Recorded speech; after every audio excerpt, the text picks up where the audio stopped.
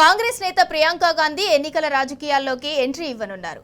తాజా లోక్సభ ఎన్నికల్లో రాహుల్ గాంధీ రాయ్ బరేలీ, వయనాడ్ల నుంచి పోటీ చేసి 2 స్థానాల్లో విజయం సాధించారు. ఒక స్థానం నుంచి మాత్రమే ఎంపీగా కొనసాగే అవకాశం ఉండటంతో రాయ్ బరేలీ నుంచి ఎంపీగా కొనసాగుతున్నట్లు రాహుల్ గాంధీ ప్రకటించారు.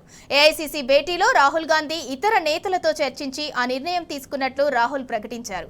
కేరళలోని వయనాడ్ నుంచి ఆయన సోదరి ప్రియాంక గాంధీ బరిలోకి దిగనున్నారు. వయనాడ్ నుంచి ప్రియాంక గాంధీని బరిలో దింపాలని ఏఐసీసీ నిర్ణయించింది.